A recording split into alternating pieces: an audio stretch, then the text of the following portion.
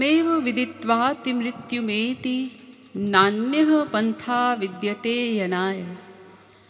इस वेद मंत्र की व्याख्या करते हुए अभी तक आप लोगों को बताया गया कि आनंद कंद श्री कृष्ण चंद्र का सनातन अंश होने के कारण हमारा नित्य स्वभाव है आनंद ही चाहना, सुख ही चाहना, क्योंकि हमारे अंशी वो स्वयं सुख ही हैं। इसलिए प्रत्येक अंश का ये स्वभाव होता है कि वो अपने अंशी से ही प्रेम करता है। इसलिए हमारा भी प्रेम सुख से है, आनंद से है। लेकिन वो आनंद जो हम चाहते हैं वो अभी तक हमें मिला नहीं। क्यों? क्योंकि हमने उस आनंद की खोज तो बहुत की। गीता का सिद्धांत है, नहीं कश्चित क्षणमपि जातु तिष्ठत्य कर्म कृत। कोई भी जीव एक क्षण को भी अकर्मा नहीं रह सकता। प्रतिक्षण कर्म कर रहा है, लेकिन वो प्रतिक्षण का कर्म उसका केवल आनंद प्राप्ति हेतु ही हो रहा है। लेकिन वो प्रयत्न कहाँ हो रहा है? संसार में। संसार में सुख ढूंढना ऐसा ही है जैसे चूने के पानी से मक्खन निकालना। तो चूने के पानी से तो कभी मक्खन नहीं निकला करता। ऐसे ही संसार में कितना भी प्रयत्न करें और करते आ ही रहे हैं, अनंतानंत जन्मों से सुख की खोज कर रहे हैं, तो आज तक वो खोज पूरी नहीं हुई। क्योंकि जो आनंद हम चाहते हैं, वास्तविक आनंद, उस आनंद की परिभाषा क्या है? आनंद जो होता है, सुख जो होता है, वो अनंत मात्रा का होता है, अनंत काल के लिए होता है और प्रतिक्षण बढ़ने वाला होता है। ये तीनों चीजें जिस भी चीज पर लागू हों तो फिर आप समझिए कि हाँ, ये वास्तविक आनंद है। यदि ऐसा नहीं है तो फिर आप समझ लीजिए कि संसार की किसी भी वस्तु या किसी भी व्यक्ति में आनंद का लवलेश भी नहीं है। जहां पर भी आपको लगता है ना कि यहाँ सुख है, बस इन 3 वाक्यों को याद रखिए और कसौटी पर कस लीजिए, तो समझ में आ जाएगा कि नहीं, ये वास्तविक सुख नहीं है। क्योंकि संसार का तो कोई भी सुख कैसा होता है? पहले सुख मिलता है, फिर धीरे धीरे धीरे धीरे वो घटता जाता है, फिर समाप्त हो जाता है। फिर जहाँ सुख मिल रहा था जिस वस्तु से, जिस व्यक्ति से, अब वहीं पर दुख मिलने लगा। ये आप सबका पर्सनल अनुभव है, लेकिन हम रियलाइज नहीं करते क्योंकि सुख, वास्तविक सुख की परिभाषा नहीं जानते। इसीलिए जहां संसार में थोड़ी दुख का अभाव होता है उसी को सुख मान लेते हैं। तो संसार में तो ना कहीं सुख है ना कहीं दुख है। हम जहां जिसमें आसक्त हो जाते हैं, बस अपना माना हुआ, फिर हमको सुख मिलने लगता है, फिर उसके अभाव में दुख मिलने लगता है। तो वास्तविक सुख वो तो भगवान को प्राप्त करने पर ही प्राप्त होगा। और भगवान को प्राप्त कैसे किया जाएगा, इस विषय पर भी प्रकाश डाला गया था कि भगवान को जानना तो उनकी कृपा से ही संभव है। इस बुद्धि से कोई करोड़ों कल्प तक प्रयत्न करे तो भी नहीं जान सकता, क्योंकि बुद्धि का तो विषय ही नहीं, बुद्धि से तो परे हैं भगवान। इसलिए सरस्वती, बृहस्पति आदि भी नहीं जान सकते, ब्रह्मा, विष्णु, शंकर आदि नहीं जान पाते, तो फिर हम साधारण जीव भला क्या जानेंगे? तो भगवान का ज्ञान तो उनकी कृपा से ही संभव है। वे जिस पर कृपा कर देते हैं वो जीव भगवान को जान लेता है। सोई जानहि जेहि देहु जनाई, जानत तुमई तुमई होए जाई। वही जान सकता है जिसे वे अपनी कृपा के द्वारा जना दे। वो कृपा कैसे प्राप्त हो? जिसके द्वारा भगवान का ज्ञान होना है। इस पर भी विचार किया गया था और आप लोगों को बताया गया था कि भगवान की वो कृपा उनकी शरणागति से ही संभव है। शरणागति क्या होती है? शरणागति का अर्थ भी बताया गया। शरणागति माने कुछ ना करना, ना अच्छा कर्म ना बुरा कर्म, कुछ ना करने का नाम है शरणागति। क्योंकि शरणागति तो सब बंधनों से मुक्त कराने वाली है, और अच्छा बुरा कर्म ये क्या करते हैं, ये हमें बंधन में डाल देते हैं। किसी भी प्रकार का कर्म करेंगे तो उसका बंधन तो होगा ही होगा। इसलिए शरणागति का अर्थ कुछ ना करना। ये शरणागति न अच्छा कार्य है न बुरा कार्य है, सब बंधनों से मुक्त कराने वाली है शरणागति, और भगवत कृपा दिलाने वाली है शरणागति। और ये शरणागति किसको करनी है ये भी बताया गया था। शरणागति मन को ही करनी है। इंद्रियों की शरणागति शरणागति नहीं कहलाती। शरीर से दंडवत कर लिया, शरीर से शरणागत हो गए, ये शरणागति नहीं। शरणागति मन की करनी है, क्योंकि मन ही बंधन और मोक्ष का कारण है। ईश्वरीय क्षेत्र में प्रमुख कर्ता भी मन को ही माना गया है, इंद्रियों को नहीं माना गया। इसलिए शरणागति भी मन की ही होगी। पश्चात गुरु तत्व पर भी प्रकाश डाला गया था और आप लोगों को समझाया गया था, बताया गया था शास्त्रों के अनेक प्रमाण दे करके कि बिना गुरु के हम ईश्वरीय ज्ञान कदापि नहीं कर सकते, ईश्वरीय क्षेत्र में प्रवेश तक नहीं कर सकते, आगे बढ़ना तो बहुत दूर की बात है। और जो गुरु हमें ज्ञान देगा, ईश्वरीय ज्ञान, ईश्वर प्राप्ति कराएगा, वो उसमें क्या विशेषताएं होनी चाहिए ये भी आपको बताया था कि किसे गुरु के रूप में वर्ण करना है, कौन ऐसा करा सकता है, जो श्रोत्रिय ब्रह्मनिष्ठ हो। श्रोत्रिय ब्रह्मनिष्ठ माने जो समस्त शास्त्रों वेदों का ज्ञाता भी हो, अपने शास्त्र वेद के ज्ञान के आधार पर हम शरणागत जीवों के अज्ञान को निकाल सके, हमारे अनंत जन्मों की अनंत शंकाओं को निकाल सके, निर्मूल कर सके, हमारे प्रश्नों का समाधान कर सके, ऐसा ज्ञान उसके पास हो। वो श्रोत्रिय प्लस ब्रह्मनिष्ठ होना भी आवश्यक है। ब्रह्मनिष्ठ माने जो भगवत प्राप्ति कर चुका हो, भगवान का साक्षात्कार कर चुका हो, ऐसा महापुरुष हो, उसे हमें गुरु के रूप में वर्ण करना है। पश्चात ये भी बताया गया कि एक वास्तविक संत की क्या पहचान होती है, कैसे पहचानना है हमें उसको। तो इस विषय पर भी विचार किया गया था और आपको शास्त्रों द्वारा जो तरकीबें बताई गई हैं एक वास्तविक संत की पहचान, वो आप लोगों को मैंने विस्तार से समझाई थी कि वास्तविक संत न तो किसी को संसारिक कामनाओं की पूर्ति का आश्वासन देते हैं, यानी किसी की भी सांसारिक कामनाओं की पूर्ति का ढोंग नहीं किया करते, दंभ नहीं किया करते, ना ही वे किसी को श्राप आदि देते हैं, किसी के अनिष्ट की कामना करते हैं, ना ही किसी को आशीर्वाद ही दिया करते हैं।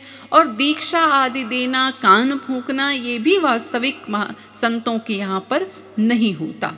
वास्तविक संत तो पहले अधिकारी बनाते हैं, जीव को हर प्रकार से कसौटी पर कसते हैं, उसके बाद उसे दीक्षा देते हैं। अधिकारी बन जाने पर पहला काम गुरु का क्या है, वो जीव को अधिकारी बनाता है, उसका पात्र तैयार कराता है। जब पात्र तैयार हो गया, अब उस पात्र में वो दिव्य प्रेम, दिव्य ज्ञान रूपी दीक्षा देगा, जिसके मिलते ही क्या रिएक्शन होता है, तुरंत माया निवृत्ति, तुरंत दुख निवृत्ति, अनर्थ निवृत्ति, तुरंत भगवत प्राप्ति। ये सब काम बहुत जल्दी होते हैं, तुरंत दीक्षा मिलते ही।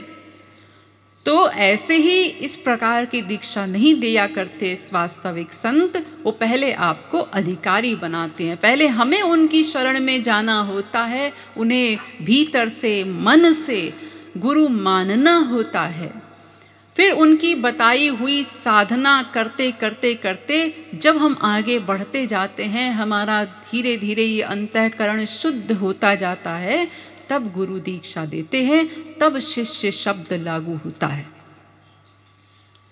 इसी प्रकार कल भगवत शरणागति के मार्गों पर विचार किया गया था और ये भी बताया गया था आप लोगों को कि भगवत शरणागति के 3 मार्ग हैं।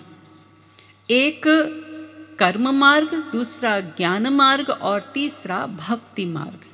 इनमें ज्ञान और कर्म के विषय में मैंने संक्षेप में आप लोगों को बताया था कि कर्म और ज्ञान हमारे काम के नहीं। ये कर्म मार्ग क्या है? कर्म मार्ग जो पूरी तरह से वेदों की विधि के अनुसार ही होना चाहिए, जो कि इस कलयुग में असंभव है, कोई कर ही नहीं सकता। कोई कर भी ले तो ये कर्म कहाँ तक ले जाता है? कर्मकांड केवल स्वर्ग तक। वो स्वर्ग भी सदा को नहीं मिलता। तो फिर एक तो असंभव कार्य है, फिर भी कोई मेहनत करे और कर भी ले तो परिणाम क्या? नश्वर स्वर्ग। तो फिर हम क्यों उस तरफ जाएं? इसी प्रकार ज्ञान मार्ग की बात करें तो वो भी आप लोगों को मैंने बताया था कि ज्ञान के विषय में भी कहा गया अधिकारित्व ही कठिन है। अधिकारित्व कोई पाले तो उस मार्ग पर चलना कठिन है। कोई चल भी ले तो वो ज्ञान मार्ग कहाँ तक ले जाता है? केवल आत्मज्ञान की अवस्था तक। बस उसके बाद फिर ज्ञान भी मर जाता है। कर्म स्वर्ग देकर मर गया, ज्ञान आत्मज्ञान की अवस्था तक पहुंचा करके मर गया। अब उस कर्मी को आगे बढ़ना है तो उसे कर्म में भक्ति को प्लस करना होगा, यानी कर्म योग की साधना करनी होगी। ऐसे ही ज्ञानी को आत्मज्ञान की अवस्था से आगे बढ़ना है तो उसको भी ज्ञान योग की शरण लेनी होगी, यानी ज्ञान में भक्ति को प्लस करना होगा। तो इसका अर्थ यह है कि भक्ति ही हम सब के लिए, इस कलयुग के जीवों के लिए विशेष रूप से सबसे सरल और सबसे सुगम मार्ग है।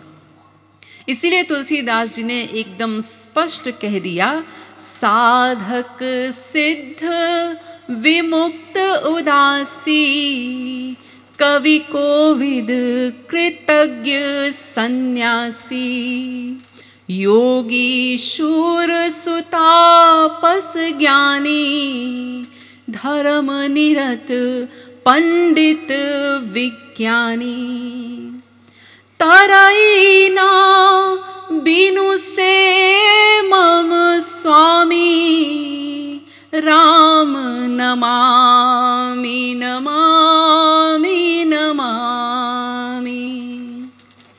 ये तुलसीदास जी ने एकदम स्पष्ट कह दिया, कोई भी हो बिना हमारे स्वामी की भक्ति के, यानी बिना भक्ति किए कोई भवसागर से पार नहीं हो सकता। साधक हो, सिद्ध हो, ज्ञानी विज्ञानी कोई भी हो। तो इसलिए हमें तो भक्ति मार्ग की ओर ही आगे बढ़ना है। भक्ति के विषय में भी आप लोगों को कल बताया गया था कि ये भक्ति भगवान की सबसे अंतरंग में अंतरंग शक्ति है। ऐसी शक्ति जो भगवान को अपने वश में रखती है। भगवान की अनंत शक्तियां हैं, लेकिन वो अनंत शक्तियां जो हैं भगवान की, वो क्या करती हैं? वो भगवान के वश में रहती हैं। लेकिन ये भक्ति नामक शक्ति, ये भगवान को अपने वश में रखती है, अपने कंट्रोल में रखती है। तो ये भक्ति नामक शक्ति जब किसी जीव के हाथ लग गई, अब वो भक्त हो गया, अब वो भक्त के हाथ में हो गए, उसकी मुट्ठी में हो गए भगवान, उसके वश में हो गए। इसलिए ऐसी भक्ति को प्राप्त करने के लिए पहले हमें साधना भक्ति करनी होती है। इसीलिए वेद व्यास जी ने कहा, स्मरन्तः स्मारयन्तश्च मिथो घौघहरं हरिं, भक्त्या संजातया भक्त्या बिभ्रत्युत्पुलकान्तनु। कि वो जो भगवान की परमांतरंग शक्ति भक्ति है, उसे प्राप्त करने के लिए पहले एक दूसरे प्रकार की भक्ति करनी होगी। वो दूसरे प्रकार की भक्ति क्या है? साधना भक्ति। तो साधना भक्ति के विषय में भी आप लोगों को बताया था। साधना भक्ति माने, जो साधना भक्ति की शर्तें बताई गई कि सबसे पहली चीज साधना भक्ति में क्या करनी है? सर्वाभिलाषिता शून्यम, सब प्रकार की कामनाओं का त्याग करके भक्ति करनी है, कामनाओं से भक्ति नहीं करनी। जब हम कामनाओं से भक्ति कर रहे होते हैं, यानी संसारी कामना लेकर के मंदिर जा रहे हैं, तीर्थ जा रहे हैं, संत के पास जा रहे हैं, तो ये भक्ति भगवान की नहीं, ये संसार की भक्ति कहलाती है। इसे भगवान की भक्ति नहीं कहते। इसलिए कामनाओं को छोड़कर भक्ति करना है। और दूसरी शर्त ये भी बताई थी, ज्ञान कर्माद्यनावृतम, अर्थात भक्ति करने वाले को यदि कोई भक्ति मार्ग में चल रहा है तो वो प्योर भक्ति करे। उसे किसी अवलंब की आवश्यकता नहीं है कि वो कर्म का अवलंब ले, ज्ञान का अवलंब ले। ज्ञान से यहाँ मेरा अर्थ ज्ञान मार्ग वाले ज्ञान से है, तत्व ज्ञान से नहीं। तत्व ज्ञान तो आवश्यक है भक्ति के लिए। यदि तत्व ज्ञान नहीं होगा तो फिर भक्ति मार्ग में आप आगे नहीं बढ़ पाएंगे। तत्व ज्ञान तो आवश्यक है। ज्ञान मार्ग वाले ज्ञान जिसमें अहम ब्रह्मास्मि सूत्र आदि हैं, वो उस ज्ञान की आवश्यकता नहीं है हमें। हम प्योर भक्ति करें। और फिर अंत में मैंने कहा था कि भक्ति भगवान की नहीं करनी है। ये एक वाक्य हमने छोड़ा था। तो अब इसका अर्थ क्या है उसको भी समझ लीजिए कि भक्ति भगवान की नहीं करनी क्यों? इसलिए क्योंकि हम भगवान की भक्ति कर ही नहीं सकते, इसलिए नहीं करनी।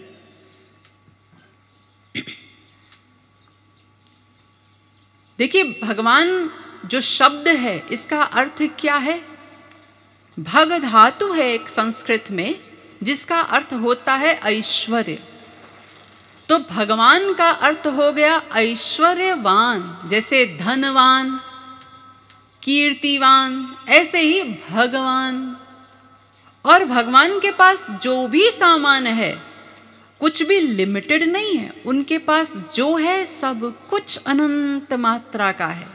वे स्वयं अनंत हैं, जिनके लिए वेद कहता है पूर्णस्य पूर्णमादाय पूर्णमेवावशिष्यते। तो इसलिए उनका ऐश्वर्य भी अनंत है। तो ऐसे अनंत ऐश्वर्यवान भगवान की भक्ति भला हम लोग कैसे कर पाएंगे? यूँ समझिए जैसे आप लोग संसार में भी जब कहीं पर दोस्ती करते हैं या रिश्तेदारी करते हैं तो कहाँ करते हैं? अपने बराबर वाला खोजते हैं। थोड़ा बहुत ऊपर नीचे चल सकता है, लेकिन बहुत ऐश्वर्य है किसी के पास तो वहाँ हमारी दोस्ती करने की, रिश्तेदारी करने की हिम्मत नहीं पड़ती। अरे भाई, ये तो बहुत बड़े लोग हैं, ऐसा कह के पीछे हट जाते हैं हम लोग। तो भगवान जिनका अनंत ऐश्वर्य है उनकी भक्ति कैसे होगी? सोचिए, कोई भिखारिन हो और वो ऐसा स्वप्न देखे कि राजा के लड़के से हमारा ब्याह होगा, तो लोग हंसेंगे। देखो, स्वयं तो एक भिखारिन है और इसके स्वप्न देखो कितने बड़े हैं। ये राजा के लड़के से ब्याह करना चाहती है, जबकि राजा हो, राजा का लड़का हो या भिखारिन हो, है तो सब इसी माया के संसार के मायाबद्ध जीव हैं, कूड़ा कबाड़ा जीव। लेकिन फिर भी संसार में हम ऐसा सोच नहीं पाते। तो फिर कहाँ अनंत ऐश्वर्यवान भगवान और कहाँ हम मायाबद्ध जीव, अनंत विकारों से युक्त, अनंत अवगुणों से युक्त। हम कैसे उस ऐश्वर्यवान भगवान की भक्ति करेंगे? कैसे ये कल्पना करेंगे कि वो भगवान हमें हृदय से लगाएंगे, हम उनसे प्यार करेंगे, वे भी हमसे प्यार करेंगे? ऐसा कैसे होगा? देखिए, भगवान शंकर जिनका स्वयं का रूप कैसा है आप लोगों ने देखा ही है ना, चित्र आदि में कैसा भयानक, त्रिनेत्रधारी, प्रलयंकारी जिन्हें कहा जाता है। लेकिन वे भगवान शंकर भी जब नृसिंह भगवान का अवतार हुआ, ये नृसिंह भगवान ये अवतार है, यानी संपूर्ण भगवान नहीं है, स्वयं भगवान नहीं है, उनका एक अंश मात्र है। तो उनका जब अवतार हुआ और हिरण्यकशिपु को मार करके जब भगवान बैठे थे, तो ये सब लोगों में आपस में मीटिंग हुई, सब देवी देवताओं में, कि हम सब लोगों को चलना चाहिए। किस लिए? भगवान का धन्यवाद करने, थैंक यू बोलने। अरे भाई आए हैं, हम लोगों का इतना बड़ा उपकार किया, इतने बड़े राक्षस को मार दिया, तो हमें धन्यवाद तो करने जाना चाहिए, स्तुति करनी चाहिए भगवान की। हाँ हाँ हाँ, चलना चाहिए, चलना चाहिए। लेकिन अब प्रश्न ये आया कि भाई लीड कौन करे, आगे आगे कौन चले? चलना तो चाहिए। तो ब्रह्मा जी से कहा गया, भाई आप पितामह हैं, आप चलिए आगे आगे। तो ब्रह्मा जी कहते नहीं नहीं, मैं नहीं जाऊंगा, मुझे भय लगता है। चलो शंकर जी के पास, उनसे कहते हैं, वे आगे आगे चलेंगे। तो शंकर जी के पास गए सब लोग। अरे आप तो त्रिनेत्रधारी हैं, संसार को भस्म कर देते हैं त्रिनेत्र खोल करके, तो आप चलिए आगे आगे। तो शंकर जी कहते हैं नहीं नहीं, इस समय तो वे मुझे ही भस्म कर देंगे, मैं आगे नहीं जाऊंगा। किसी की हिम्मत नहीं पड़ रही है। महालक्ष्मी जी से कहा गया, अरे आप तो अर्धांगिनी हैं, आप चलिए आगे आगे। तो कहती है नहीं नहीं, इस समय हमें कोई अंगिनी नहीं बनना है, हम नहीं जाएंगे आगे, कोई नहीं जा रहा है। तब वो छोटे से 5 वर्ष के प्रहलाद आए। क्या बात है? तो सबने कहा भाई ऐसे ऐसे बात है कि आगे कौन चले? तो उन्होंने कहा हम चलते हैं। हाँ, अब प्रहलाद छोटे से 5 वर्ष के, वे आगे आगे चल रहे हैं और ये सब बड़ी बड़ी पर्सनालिटीज प्रहलाद के पीछे पीछे जा रही हैं। अब जब देखा भगवान ने प्रहलाद को, क्योंकि हिरण्यकशिपु को जब मारकर बैठे थे भगवान, तो गोद में उसकी लाश थी और सब उसके आंतों को, क्योंकि पेट फाड़ दिया था, आंतों का हार पहन रखा था और पूरे गुस्से में उनका वो शांत नहीं हो पा रहा था, वो ऐश्वर्य वाला रूप। तो जैसे प्रहलाद को देखा तो अपने भक्त को देखकर तुरंत शांत हो गए भगवान, और प्रहलाद को गोद में उठा लिया। अब एक हाथ में प्रहलाद के चरण है और एक हाथ सिर पर है। अब ले करके उसको नाचने लगे। अब जब ये शांत सौम्य रूप देखा तो शंकर जी कहते हैं अब हम चलते हैं आगे। अरे अब तो कोई भी चला जाएगा, लेकिन जब ऐश्वर्य वाला रूप था तब हिम्मत नहीं पड़ी किसी की भी जाने की। जबकि देखिए शंकर जी का स्वरूप, गले में मुंडमाल, और कैसा वो जो नाग पहने रहते हैं, नाग की माला, वो भी कैसा भयानक होगा, कितना बड़ा नाग होगा। सोचिए जब शंकर जी का स्वरूप इतना बड़ा होगा तो उनके गले में नाग कैसा होगा। और फिर वो चलते हैं तो कैसे चलते हैं, अकेले तो चलते नहीं है। हमारे संसार में भी कोई छोटा मोटा मिनिस्टर भी होता है तो वो भी अकेला नहीं चलता भाई, 4-6 लोगों को लेकर चलते हैं। तो शंकर जी आए, कोई आप लोगों में हो बड़ा शंकर जी का भक्त और ओम नमः शिवाय खूब कर रहा हो और अचानक से प्रकट हो जाएं, और वो भी अपनी भूतों की बारात लेकर, तो जितने ओम नमः शिवाय कहने वाले हैं वो उठ के भाग भी नहीं पाएंगे, वहीं के वहीं ढेर हो जाएंगे। ऐसा उनका स्वयं का स्वरूप, और फिर बारात, वो भी भूतों की बारात। भूत के तो नाम से डरते हैं हम, और भूत भी कैसे कैसे विचित्र, किसी का मुख ही नहीं, को मुख ही न विपुल मुख काहू, किसी का मुख ही नहीं, किसी के ढेर सारे मुख हैं। किसी के हाथ पैर नहीं है, किसी के ढेर सारे हाथ पैर हैं। कोई एकदम दुबला पतला है, कोई एकदम हृष्ट पुष्ट है, मोटा मुस्टंडा। किसी की आंख ही नहीं, किसी के ढेर सारी आंखें हैं। ऐसे ऐसे विचित्र भूत प्रेतों की बारात के साथ आ जाए शंकर जी तो सोचिए क्या होगा। तो ऐसा स्वरूप जिनका स्वयं का है, वे भी भगवान के उस ऐश्वर्य वाले रूप को सहन नहीं कर पाते। देखिए अर्जुन गांडीवधारी, जिनकी गांडीव की प्रत्यंचा की टंकार मात्र से बड़े बड़े महारथियों के दिल हिल जाया करते थे, वे अर्जुन, उन्होंने एक दिन बड़े लाड में श्री कृष्ण से कहा कि हे माधव, लोग कहते हैं कि तुम भगवान हो। तो श्री कृष्ण ने कहा हाँ भगवान तो हूं, तुम मुझे दिखाइए ना भगवान कैसा होता है। तो अर्जुन को दिव्य दृष्टि दी भगवान ने, और दिव्य दृष्टि दे करके अपना भगवान वाला स्वरूप दिखाया, वो विराट स्वरूप, जिस विराट स्वरूप के अनंत मुख हैं, उन अनंत मुखों से अनंत सूर्य के समान ज्वालाएं निकल रही हैं, जिसके रोम रोम में अनंत ब्रह्मा, अनंत विष्णु, अनंत शंकर सब अपने अपने ब्रह्मांडों को लेकर लटके हुए हैं। जब ये स्वरूप देखा अर्जुन ने तो अर्जुन पसीने पसीने हो गया और हाथ जोड़ करके कहता है कांपते हुए, महाराज ये स्वरूप छिपा लीजिए अपना, मुझे नहीं चाहिए ये भगवान, मेरे तो सखाई ठीक है, आप छिपा लीजिए इस स्वरूप को। यानी जिसने भी देखा उसी की हालत खराब हो गई। इसीलिए हमने कहा कि भगवान की भक्ति नहीं करनी, हम कर ही नहीं सकते। कैसे करेंगे जब ये बड़े बड़ों की ये हालत हो रही है, भगवान के उस ऐश्वर्यवान वाले रूप को देख करके कोई देख नहीं पा रहा, सहन नहीं कर पा रहा, तो हम कैसे प्रेम करेंगे? हमें तो प्रेम करना है ना उनसे। हाँ, इसीलिए हमको भगवान की भक्ति नहीं करनी है। लेकिन इसका अर्थ आप लोग ऐसा नहीं लगाएंगे कि चलो ये 11 दिन में बड़ा भगवान भगवान भगवान हुआ, अब अपने आप ही इन्होंने सरेंडर कर दिया, अब अपने भगवान के अलावा बचा संसार, तो फिर ठीक है संसार से ही प्रेम करेंगे हम ठाठ से। ऐसा नहीं कह रही हूं मैं, भगवान की भक्ति नहीं करनी है, लेकिन भक्ति तो भगवान की ही करनी है और किसी की नहीं करनी, उनकी ही होगी भक्ति। तो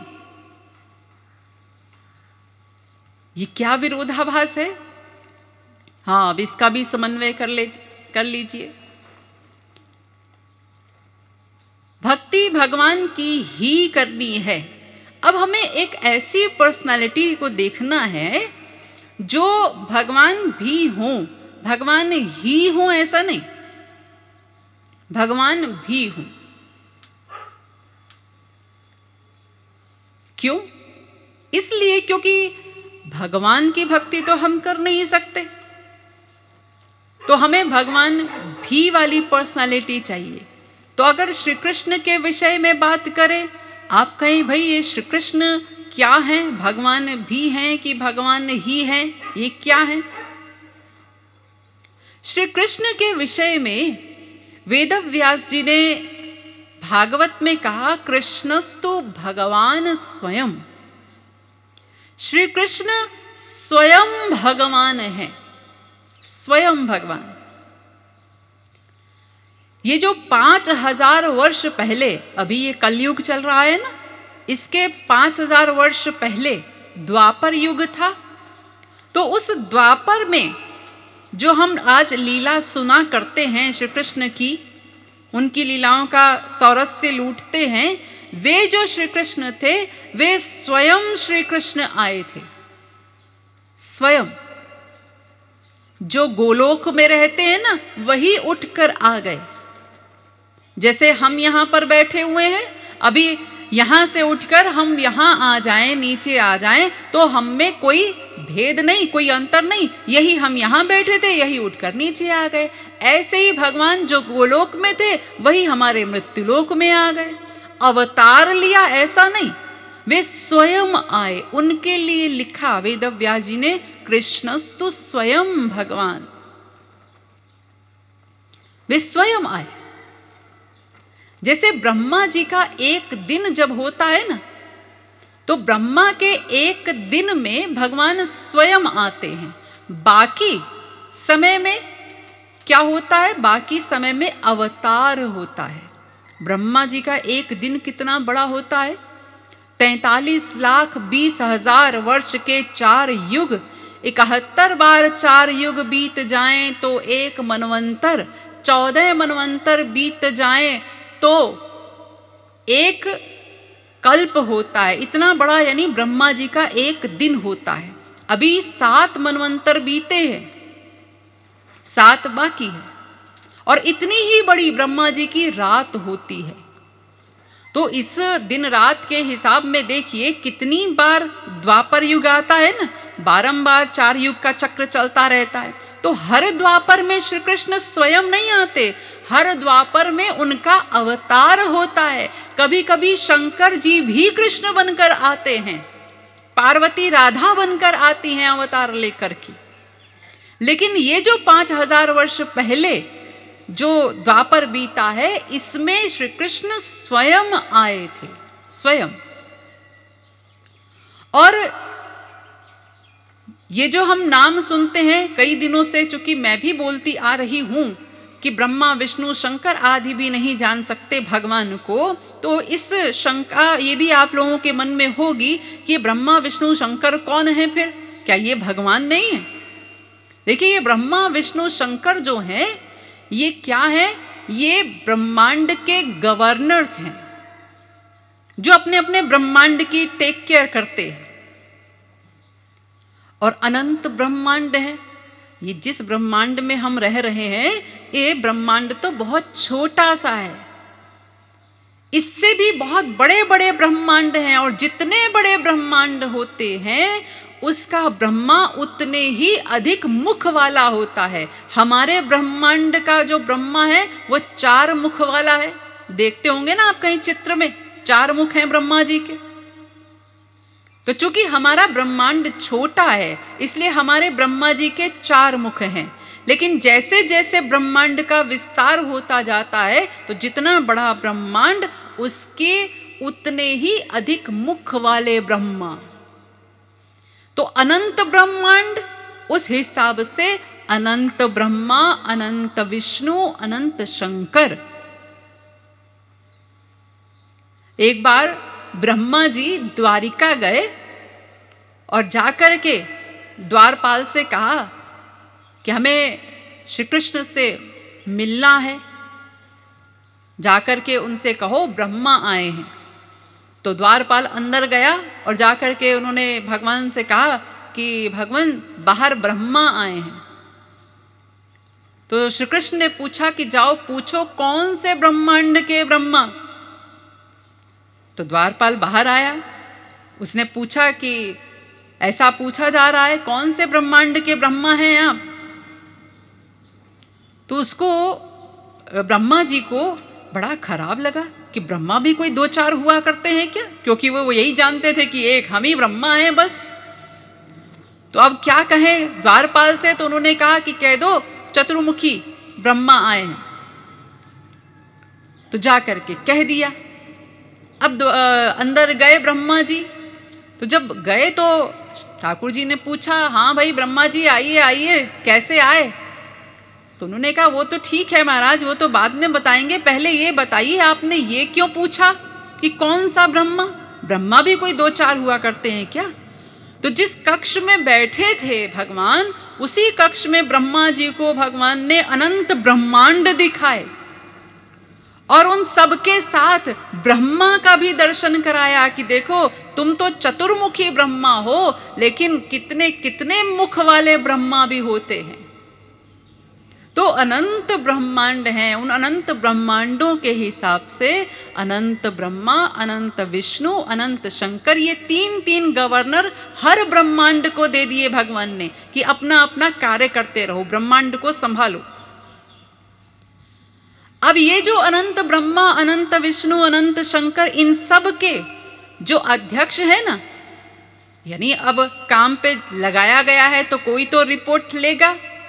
तो इन सब किसको रिपोर्टिंग करते हैं?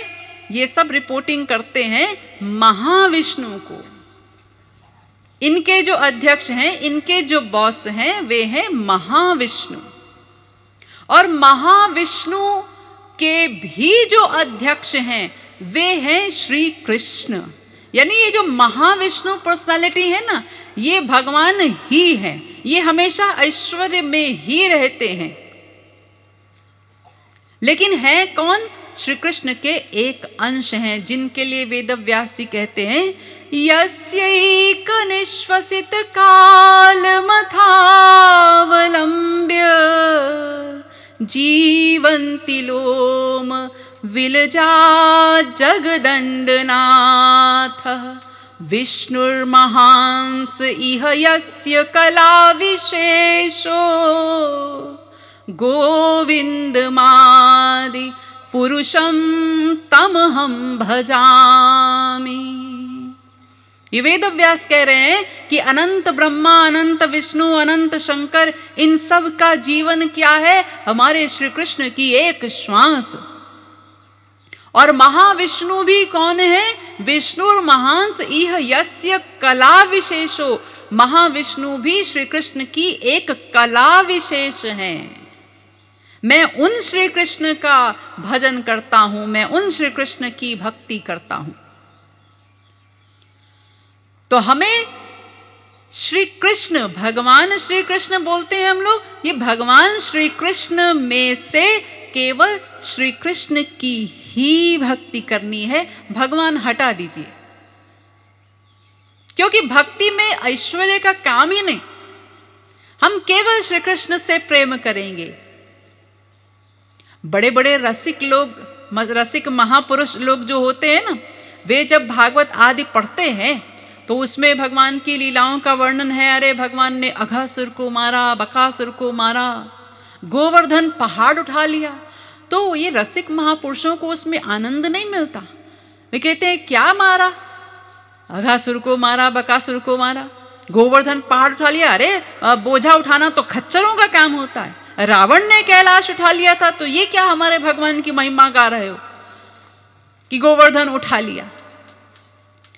उन्हें इन सब लीलाओं में रस नहीं मिलता, क्योंकि यहां पर ऐश्वर्य की बातें हैं। क्योंकि बाल लीला कर रहे हैं भगवान, और बाल लीला में इतनी छोटी उम्र में बड़े बड़े राक्षसों को मार रहे हैं। तो कैसे मार रहे हैं? ऐश्वर्य शक्ति के द्वारा ही तो मार रहे हैं।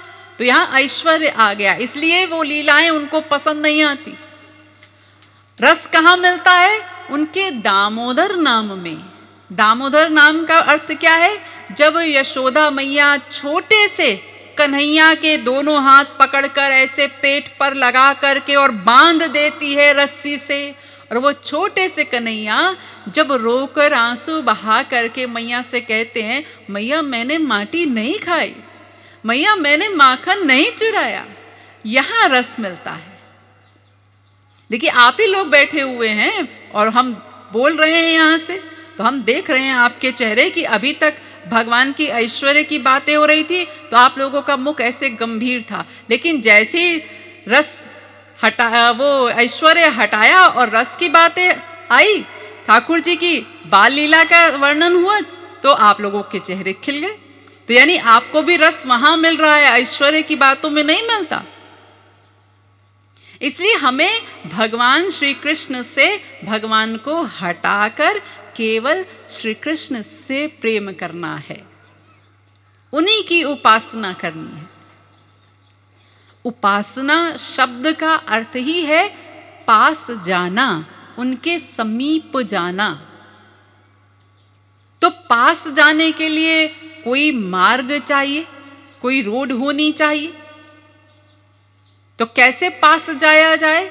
तो इसके लिए शास्त्रों ने बताया कि देखो हमें श्री कृष्ण से प्रेम करना है, तो कैसे प्रेम करना है उसके लिए आ जाइए भक्ति के 5 भावों में।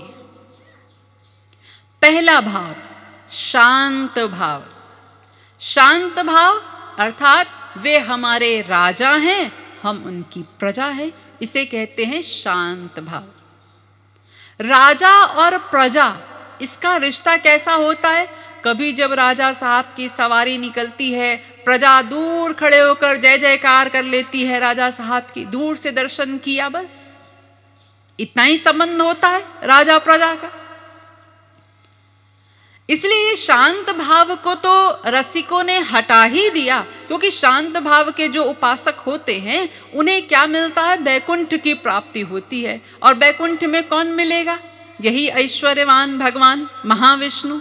वो भी हमेशा गंभीर मुद्रा में लेटे रहेंगे, हमेशा एक ही पोज में, कोई लीला नहीं, कोई रस नहीं, कोई परिकर नहीं। यानी इतनी मेहनत करे जीव, और मेहनत कर करके पाए भी भगवान को, तो फिर क्या पाए जहां कोई रस ही नहीं। इसीलिए शांत भाव को थोड़ा अलग कर दिया। इससे श्रेष्ठ है दास्य भाव। दास्य भाव अर्थात वे हमारे स्वामी हैं, हम उनके दास हैं, उनके चाकर हैं, ये दास्य भाव। देखो प्रजा का संबंध राजा से क्या है? दूर का संबंध है ना। राजा साहब की सवारी गई, प्रजा ने दूर से दर्शन किया। लेकिन दास्य भाव में क्या होता है? स्वामी और दास का संबंध कैसे होता है? दास को बहुत सारे अधिकार होते हैं, स्वामी के अंतरंग कमरे में भी जा सकता है, हर प्रकार की सेवा करता है, उसमें बंदिशें भी हैं, बंधन भी हैं, लेकिन अधिकार भी हैं। शांत भाव से तो श्रेष्ठ है। इससे भी श्रेष्ठ है सख्य भाव। सख्य भाव यानी वे हमारे सखा हैं, हम भी उनके यार हैं, दोस्त हैं, मित्र हैं, ये सख्य भाव। सख्य भाव का अधिकार अब दास्य भाव से भी अधिक हो जाता है। दास कितना भी प्रेम करे स्वामी से, लेकिन ऐसे गले में बांह डाल करके और भाई क्या हाल है ऐसे बता, ऐसा तो नहीं बोल सकता, और बताओ। लेकिन सखा को यह अधिकार है कि वो गले में हाथ डाल करके बात करता है, कैसे भी बैठे कैसे भी खड़ा हो, ये सखा का अधिकार है। तो यानी दास्य से श्रेष्ठ सख्य भाव हो गया।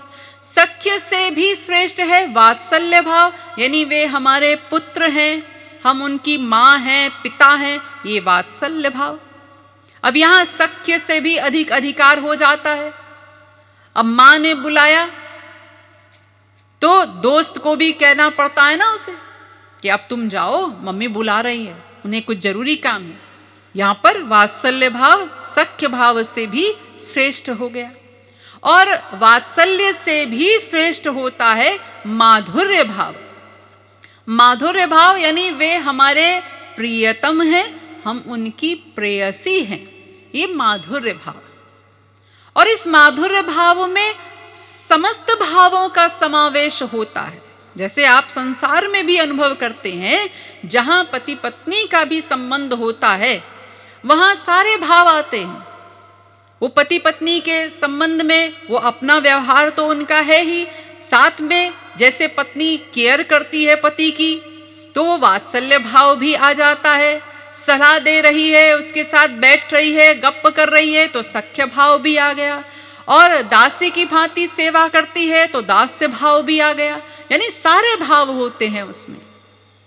तो माधुर्य भाव को सबसे श्रेष्ठ भाव बताया गया। यानी अगर हमें भक्ति करनी ही है तो श्रेष्ठ भाव से करें, ये मानकर कि श्याम सुंदर वे हमारे प्रियतम हैं, हम उनकी प्रेयसी हैं, इस भाव से करें। फिर आप जब माधुर्य भाव से भक्ति कर रहे हैं तो फिर आपके लिए ये अधिकार है, आप जब चाहे उनको अपना प्रियतम मान लें, जब चाहे पुत्र बना लें, जब चाहे सखा बना लें, जब चाहे स्वामी मान लें, जब चाहे राजा मान लें, स्वतंत्रता है।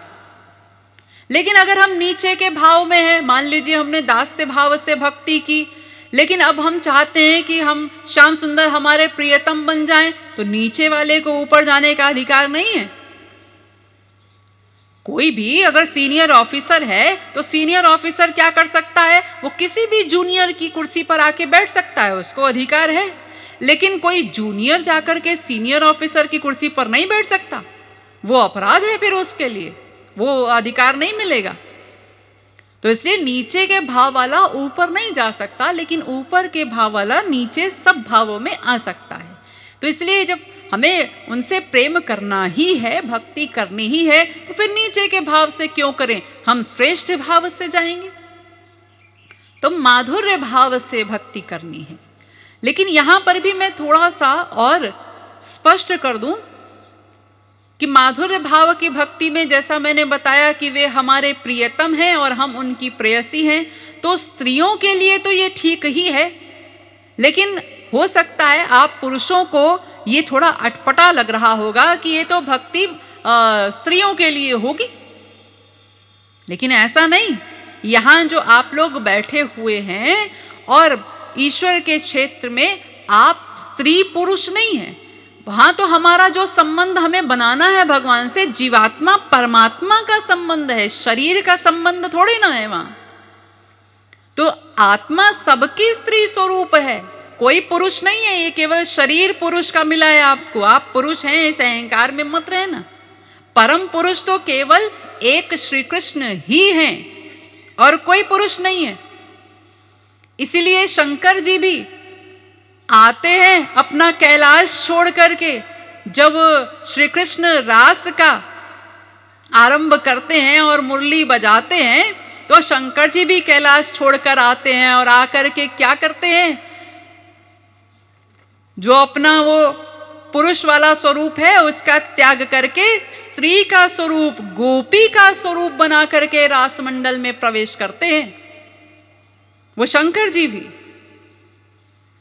क्योंकि वे भी श्याम सुंदर को अपना प्रियतम मानते हैं। इसलिए ये भाव सबके लिए है, केवल स्त्रियों के लिए नहीं बोल रही हूं मैं सबके लिए बोल रही हूं।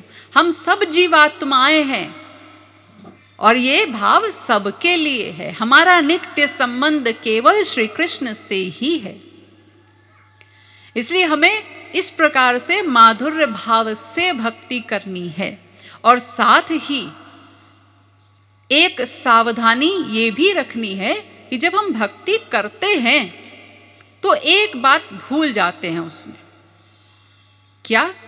अनन्यता को भूल जाते हैं।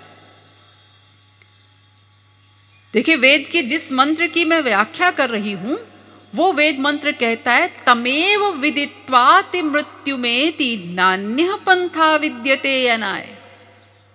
एव शब्द लगाया है यहां, उसको ही जानकर मामेकमेव शरणमात्मानं सर्वदेहिनाम। उद्धव, मेरी ही शरण में आना होगा।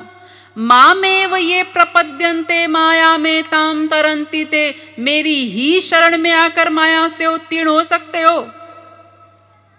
सर्वधर्मान परित्यज्य मामेकम शरणम व्रज। यहां पर भी यही कहा, अनन्याश्चिन्तयन्तो माम ये जनाः पर्युपासते तेषां नित्याभियुक्तानां योगक्षेमं वहाम्यहम्।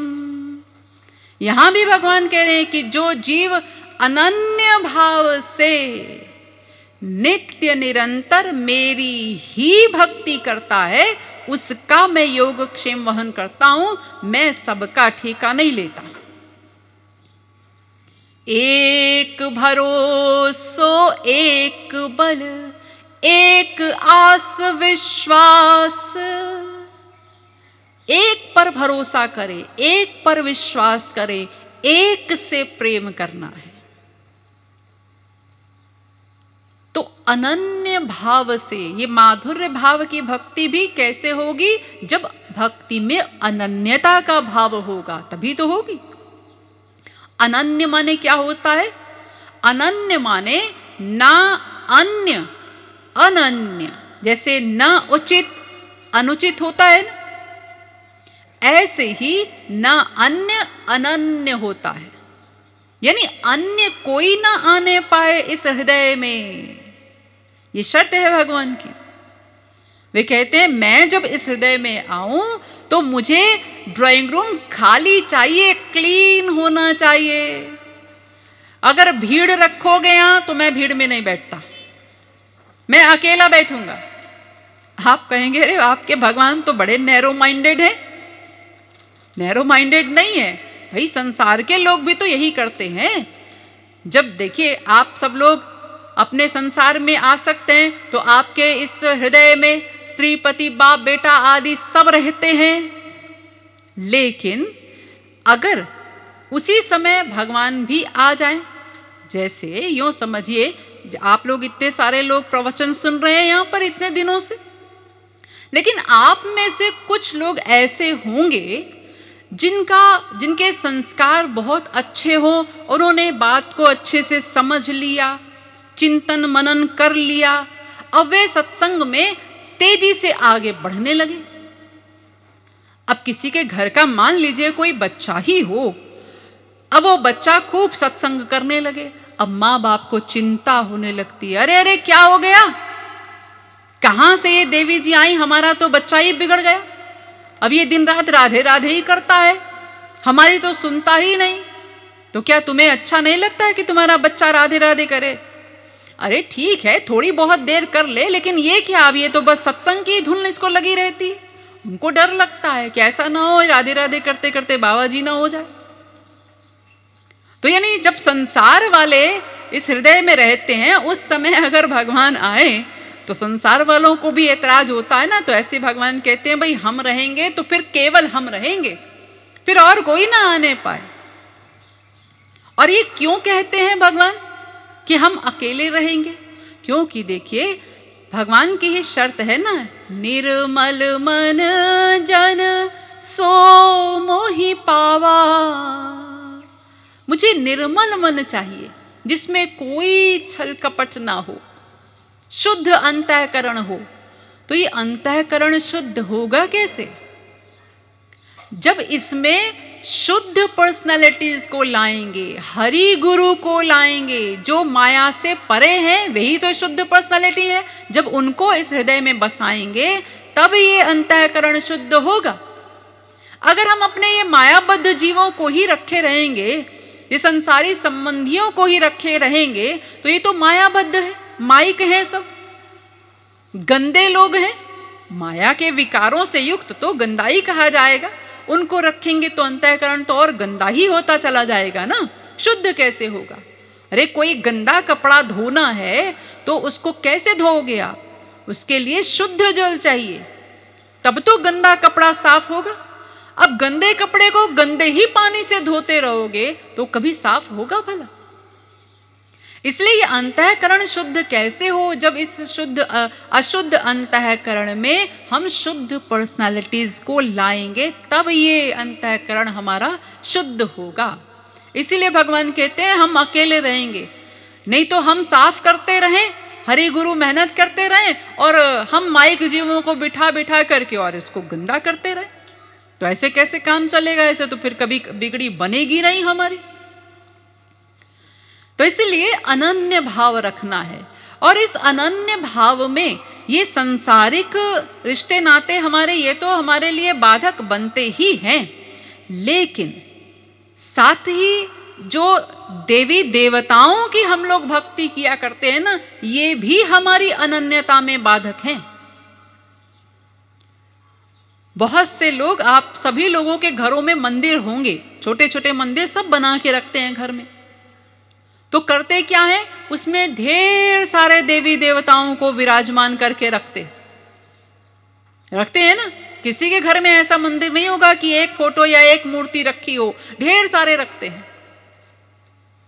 और जो लोग मूर्तियां रखते हैं उनसे पूछो भाई ये पूजा करते कैसे हो तुम, अब वो क्या बताएंगे कैसे करते हैं जी। एक बड़ा सा भगोना लेते हैं, उसमें सब भगवान जी लोगों को उठाकर डाल देते हैं, सबका स्नान करा देते हैं एक साथ। फिर एक बड़ा टॉवल लिया, सारी मूर्तियां उठा करके उन सबको टॉवल में रखा, इकट्ठे ऐसे ऐसे करके रगड़ा, अब अपनी अपनी जगह पर बिठा दिया हमने, चंदन घिसा और ऐसे दूर से टीका लगा दिया। अब ये दूर से छींटा मारने का मतलब क्या, किसी के यहाँ लगे, किसी के यहाँ लगे, कहीं भी लगे, हमसे क्या, हमने दे दिया, अब अपना अपना मेकअप आप खुद कर ले। अब किसी से पूछो भाई ये उपासना हो रही है, ये भक्ति हो रही है? अरे कोई बहुत बड़ा राक्षस आ जाए, जैसे श्री कृष्ण अवतार में आया करते थे राक्षस, और तुम्हारी पूरी फैमिली को उठा करके ले जाए डाल के समुद्र में, कहे तुम्हारी भक्ति कर रहे हैं, तुमको स्नान करा रहे हैं, तो कैसे लगेगा? अरे अपने आप जब स्नान करते हो तो कितना ध्यान से करते हो, आंख में साबुन ना चला जाए, नाक में ना चला जाए, टॉवल से पोंछते हैं तो भी ऐसे धीरे धीरे रख करके, कोई ऐसे रगड़ते नहीं तेज तेज।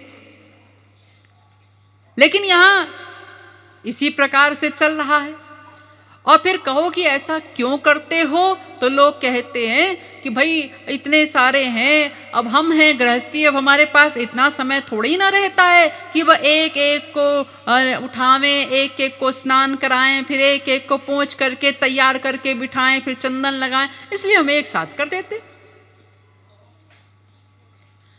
तो ये बताओ कि इतने सारे रखे क्यों हैं जब तुम्हारे पास समय नहीं है? किसने कहा इतने ढेर सारे इकट्ठे कर लो? जी वो तो ऐसा हुआ कि वो हमारे पिताजी के भी पिताजी के ज़माने से सब चला आ रहा है। जो हमारे घर से तीर्थ यात्रा करने जाता है वही दो चार ले आता है, वो होते होते इतने ढेर सारे हो गए। और फिर एक सिद्धांत हम लोगों का ये भी है ना, यानि कानि च मित्राणि कर्तव्यानि शतानि च, कि सैकड़ों मित्र बनाए रखने चाहिए, पता नहीं समय कौन से समय पर कौन काम दे दे, इसलिए इतना इकट्ठा किए रहते हैं। ये आवाज क्यों बदल दिया भाई?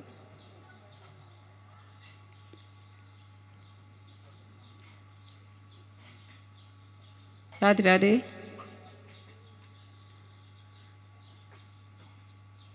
तो हम ऐसा सोचते हैं कि हाँ सबको इकट्ठा किए रहो, जब कोई मुसीबत पड़े तो भागो, हे दुर्गा जी सुन लीजिए हमारी। दुर्गा जी ने नहीं सुनी, हे हनुमान जी आप ही सुन लीजिए। हनुमान जी ने भी नहीं सुनी तो हे शंकर जी आप ही सुन लीजिए।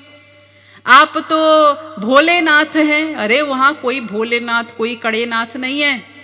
ये मत सोचना आप कि शंकर जी बेवकूफ़ हैं, आप कुछ भी बोलेंगे तो वो सुन लेंगे, ऐसे भोले नहीं है। वो नाम है उनका आशुतोष, कि जल्दी प्रसन्न हो जाते, लेकिन भक्ति से शरणागति से प्रसन्न होते हैं। ये हमारी जोकरी वाली एक्टिंग से प्रसन्न नहीं होते हैं वो। इसलिए वहां पर सबका एक नियम है, जब तक पूर्ण शरणागति नहीं होगी कोई नहीं सुनेगा आपकी। तो हमारा इशारा मुख्य रूप से जो स्वर्ग के देवी देवताओं की भक्ति करते हैं लोग, इंद्र वरुण कुबेर आदि की, ये हमारी अनन्यता में बाधक होते हैं। इनकी भक्ति नहीं करनी है हमें।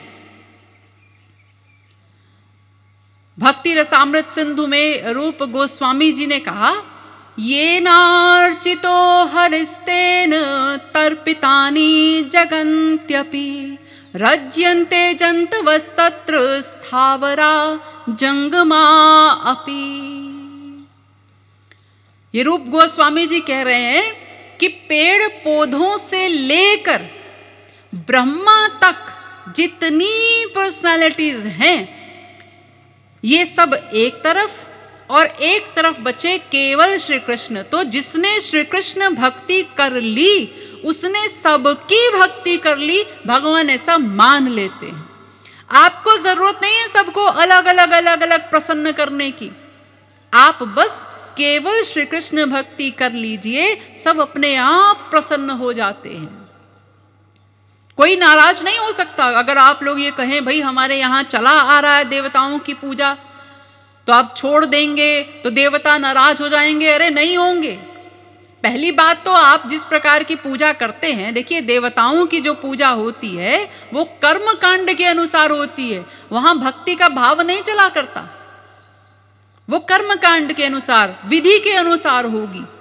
तो आप कौन सी विधि का पालन कर पा रहे हैं जिससे वो प्रसन्न हो रहे हैं, और छोड़ देंगे तो नाराज हो जाएंगे? ऐसा नहीं। और फिर नाराज हो सकते भी नहीं, छोड़ने पर भी नहीं हो सकते, क्योंकि जो श्री कृष्ण की भक्ति कर लेता है उससे सब अपने आप प्रसन्न हो जाते हैं। उससे जरूरत नहीं है अलग अलग भक्ति करने की सबकी।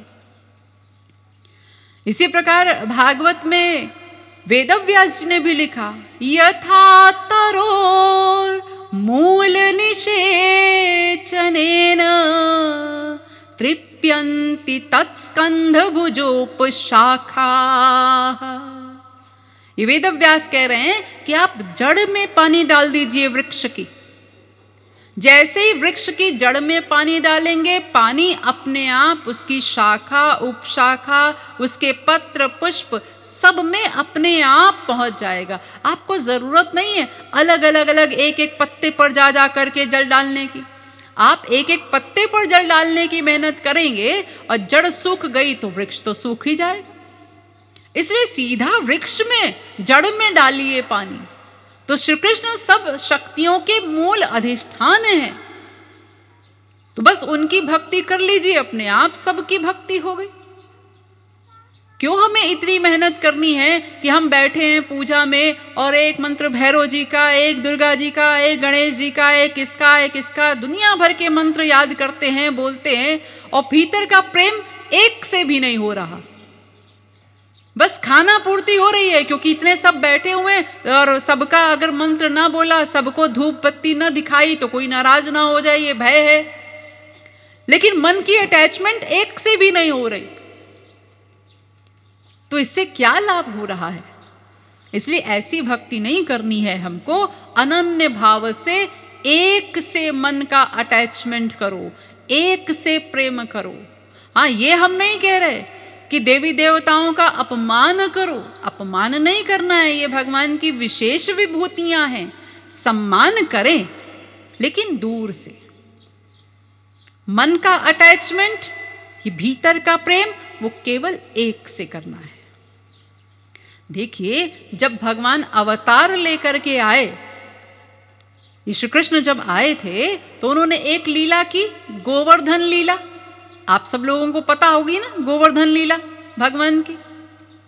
जब इंद्र ने मूसलाधार बारिश की, ब्रज को डुबाने के लिए 7 दिन रात मिला करके खूब पानी पानी हो गया, ब्रज डूबने लगा, तो श्री कृष्ण ने गोवर्धन पर्वत उठाया अपने बाएं हाथ की छोटी उंगली पर 7 दिन तक। और जब 7 दिन तक इंद्र बरसाता रहा और ब्रज डूब नहीं पा रहा था, बाद में वो आया, उसको अपनी गलती रियलाइज हुई और आकर के भगवान से उसने क्षमा मांगी। लेकिन ये किया क्यों था? ये बारिश जो की मूसलाधार क्यों की थी? गुस्से में। क्यों गुस्सा आया? इसलिए क्योंकि उसके पहले हर वर्ष इंद्र की पूजा करते थे ब्रजवासी लोग। लेकिन जब श्री कृष्ण ने सब ब्रजवासियों से कहा कि इंद्र की पूजा क्यों करनी है, बंद करो, इंद्र की पूजा बंद करवा दी, तो फिर इंद्र गुस्से में आकर के उन्होंने इस प्रकार का कृत्य किया। तो यानी ये भगवान स्वयं लीला करके उन्होंने ये हम लोगों के लिए संदेश छोड़ा कि हमें अनन्य भक्ति करनी है, हमें ये देवताओं की भक्ति नहीं करनी है, स्वर्ग के। इनकी भक्ति से कोई लाभ नहीं होगा हमें, क्योंकि ये तो स्वयं माइक हैं, मायाबद्ध हैं बेचारे। स्वर्ग माया का ही तो एक लोक है, तो इनकी भक्ति से हम क्या पाएंगे? इसलिए हमें तो अनन्य भाव से केवल श्री कृष्ण की ही भक्ति करनी है। इसीलिए उन्होंने कहा भी है, अनन्य भाव से जो नित्य निरंतर मेरी ही भक्ति करता है, उसी का मैं योगक्षेम वहन करता हूं। तो अनन्य भाव रखना है। और दूसरी बात जो भगवान ने इस श्लोक में कही है, नित्य निरंतर। अब ये नित्य निरंतर कैसे हो? आप कहेंगे हम गृहस्थी लोग हैं, हम नित्य निरंतर भक्ति कैसे करेंगे भला? अरे थोड़ी बहुत देर कर सकते हैं, निरंतर तो नहीं हो सकती। हाँ, इसका भी समाधान कर लेते हैं। ये नित्य निरंतर भक्ति कैसे होगी? देखिए, 2 प्रकार के कर्म होते हैं। इसे आप इस उदाहरण से समझिए कि एक स्त्री है, उसके पति आज कई वर्षों के बाद विदेश से लौट कर आए हैं। बड़ी खुश है वो। उसने बड़ी खुशी में खूब सारे पकवान बनाए पति के लिए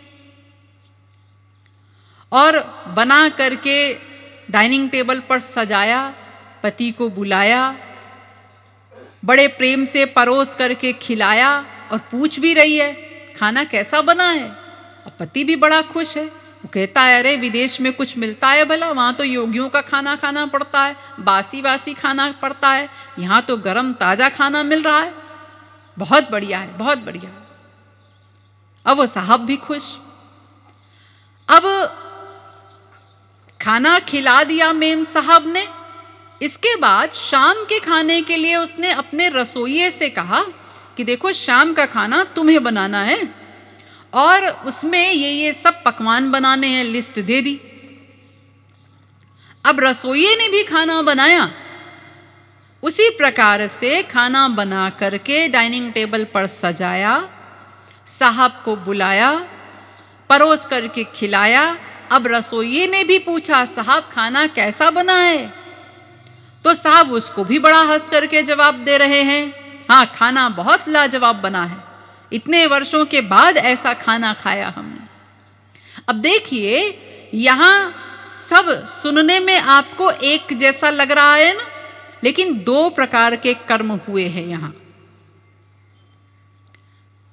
एक कर्म है मन बुद्धि युक्त कर्म और एक कर्म है मन बुद्धि आसक्ति युक्त कर्म।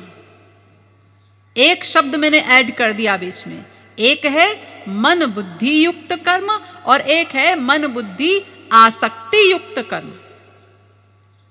ये कैसे पता चला कि ये दो प्रकार के कर्म हुए? ये इसलिए पता चला कि जब वो स्त्री उसने दोपहर में अपने पति को खाना खिलाया तो किसी काम से पति को खाना खिलाने के बाद अपनी पड़ोसन के यहाँ पर गई तो बड़ी खुशी से उछलती कूदती पड़ोसन ने पूछा, भाई क्या बात है, आज तुम बड़ी खुश नजर आ रही हो? तो कहती हाँ आज विदेश से हमारे वो आए हैं तो बड़ी खुश है। और रसोईया भी गया अपनी ड्यूटी खत्म करके अपने घर, और वो क्या कर रहा है, वो जाकर के खाट पर ताड़ का सरीखा लेट गया और बड़बड़ा रहा है, ये साहब भी पता नहीं आज कहाँ से आ मरा, मैडम ने इतनी सारी लिस्ट बना करके दे दी, ये भी बनाओ ये भी बनाओ ये भी बनाओ, बनाते बनाते मेरी कमर टूट गई। भगवान सब नौकरी करे, कोई रसोइये की नौकरी न करे। ये जब दोनों की स्थिति देखी तब पता चला कि ये दो प्रकार के कर्म हुए हैं। वो स्त्री वो खाना बनाते समय भी प्रसन्न थी, खाना बनाने के बाद भी प्रसन्न थी, उसको कोई थकावट नहीं कोई दुख नहीं। लेकिन रसोईया उसको खाना बनाते समय भी कष्ट था और खाना बनाने के बाद भी वो दुखी है, थका हुआ है। लेकिन खाना दोनों स्थितियों में बना।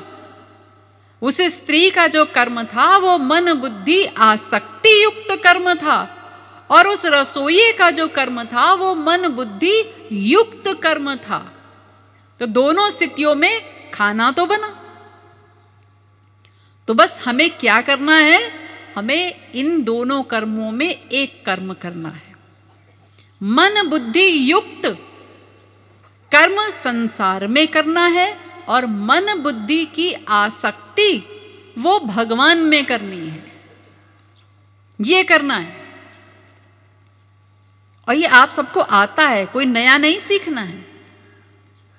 देखिए जब आप लोग सब सुबह उठते हैं ना, सुबह हो गई, रजाई में सो रहे थे मजे से, अब जब सुबह हो गई अलार्म बजा तो आप क्या सोचते हैं, अब उठना पड़ेगा।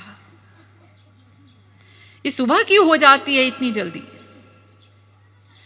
उठना पड़ेगा। अब उठ गए, अब मंजन भी करना पड़ेगा, अब नहाना भी पड़ेगा, अब ऑफिस भी जाना पड़ेगा, जाकर फसल भी खोलनी पड़ेगी। ये जहां जहां आप बोल रहे हो ना करना पड़ेगा करना पड़ेगा करना पड़ेगा, ये सारे काम आपके कैसे हैं, मन बुद्धि युक्त हैं। इनमें कहीं भी मन बुद्धि की आसक्ति नहीं है, ये मन बुद्धि युक्त कर्म है। एक काम है बस जो कोई नहीं कहता करना पड़ेगा, वो क्या है, खाना खाना। उसको कोई मना नहीं करता, खाना तो बढ़िया हो, स्वादिष्ट हो। तो जहां जहां आप ये सोचते हो कि ये करना पड़ेगा, ये सब काम आपके मन बुद्धि युक्त कर्म होते हैं। तो बस हमें यही करना है कि अपने जहां आसक्ति भी है वहां से भी आसक्ति हटाकर वो आसक्ति भगवत चरणों में करें और वहां पर भी मन बुद्धि युक्त कर्मों को रख दें। जैसे अर्जुन ने क्या किया युद्ध में, अर्जुन युद्ध कर रहे हैं और हत्या कर रहे हैं, लेकिन कहीं पर भी उनके मन की आसक्ति नहीं है। किसी भी कर्म में उन्होंने अपने मन की आसक्ति रखी है भगवत चरणों में। और कितना बारीक काम कर रहे हैं, बाण से निशाना लगा रहे हैं। अरे इसमें मन बुद्धि के संयोग की आवश्यकता है कि नहीं है? बिना मन बुद्धि के संयोग के निशाना कैसे लगेगा? थोड़ा भी चूके तो कहां से कहां तीर जाएगा। लेकिन पूरे मन बुद्धि के संयोग से निशाना लगा रहे हैं, लेकिन आसक्ति नहीं है। इसीलिए भगवान क्या लिखते हैं, श्री कृष्ण कहते हैं अर्जुन ने किसी को मारने का सोचा भी नहीं। मारना तो दूर की बात है, सारा जगत देख रहा है, लाखों लोगों की हत्या कर दी अर्जुन ने। हाँ, लेकिन भगवान नहीं देख रहे, क्योंकि अर्जुन के आसक्ति तो भगवत चरणों में थी। तो वो मन के कार्य को देखते हैं, मन की आसक्ति आपकी जहां है, आपकी इंद्रियों के कार्य को नहीं देखते हो। इसलिए हमको भी ऐसे ही करना है। और हमारा अटैचमेंट है कितने लोगों में? अरे स्त्री पति बाप बेटा, ऐसे 10-20 लोगों में तो मन का अटैचमेंट है हमारा, बस। बाकी जगह तो हम सब जगह पे मन बुद्धि युक्त कर्म ही करते हैं, ड्यूटी ही करते हैं। बस इन थोड़े से लोगों में जहां अटैचमेंट है वहां भी मन बुद्धि युक्त कर्म करना सीख जाएं, यानी एक्टिंग करना सीख जाएं, प्रेम की, प्रेम नहीं करना, प्रेम की एक्टिंग करना सीख जाएं, तो बस हो जाएंगे, फिर हम कर्मयोगी बन जाएंगे, कंप्लीट एक्टर। आप कहेंगे भाई हमारी माँ है, हमारे पिताजी हैं, हमारी पत्नी है, इन सबसे हमें एक्टिंग करनी है कि प्रेम करना है? एक्टिंग ही करनी है। कौन आपके प्रेम को चाहता है, जरा बताइए। आप थोड़ा सा काम बंद करिए और कहिए बस हम प्रेम करते हैं आपसे। आप अब सिद्ध करके दिखाइए किसी के सामने अपने प्रेम को। कौन आपके प्रेम को चाहता है? कोई स्त्री वो सुबह उठे ही ना, कोई काम करे ही ना, और पति जाकर के कहे क्यों भाई आज उठना नहीं, खाना वाना नहीं बनेगा क्या, चाय वाय नहीं बनेगी? अरे नहीं जी, हम तो तुमसे बहुत प्यार करते हैं, आओ बैठो, प्यार करते हैं, क्या काम वाम में रखा है? कौन से पति को ऐसा प्रेम बर्दाश्त होगा? या पति देव कहें अरे हम आज कोई ऑफिस और पसल कुछ नहीं, अब सब छोड़ दिया, बस अब प्रेम करेंगे, घर में बैठेंगे। किस पत्नी को अच्छा लगेगा ऐसा प्रेम? वो पत्नी कहेगी नहीं, बाहर जाओ, कमा कर लाओ, हमारी सारी जरूरतें पूरी करो, हम जो मांगे वो हमको ला कर दो, तब हम समझेंगे तुम हमसे प्रेम करते हो। ऐसे पुरुष कहेगा जो हमारे सब काम हैं वो करो सही सही, तब हम समझेंगे तुम हमसे प्रेम करती हो। ऐसे कोई, आप किसी से बड़ा सच्चा प्रेम करते रहिए, कोई नहीं समझता संसार में किसी के प्रेम को। संसार में सब अपना व्यवहार चाहते हैं, काम चाहते हैं, प्रेम कोई नहीं चाहता। और भगवान वो क्या चाहते हैं? वे हमसे प्रेम चाहते हैं, लेकिन हम उनको व्यवहार देते हैं, उनके साथ एक्टिंग करते हैं। वे हमसे केवल प्रेम चाहते हैं। और संसार वाले जो प्रेम नहीं चाहते, व्यवहार काम चाहते हैं, उनसे हम प्रेम करते हैं। जैसे एक नर्स होती है ना, वो हॉस्पिटल में तमाम बच्चे पैदा कराती है। किसी का लड़का हुआ है, लीजिए आपका लड़का हुआ है, बधाई हो, बधाई हो आपको। और अगर किसी का बच्चा हुआ, मर गया, लीजिए सॉरी हमने तो बहुत कोशिश की, अब ले जाइए इसको। उसको कोई मतलब नहीं। वो क्या कर रही है? केवल अपनी ड्यूटी कर रही है, मन बुद्धि युक्त कर्म कर रही है। उस कर्म में उसकी आसक्ति नहीं है। उसकी आसक्ति कहाँ है? वो अपने परिवार में है। वो सोचती है कब 5 बजे और कब मैं चलूं अपने घर, मेरे बच्चों को देखूं।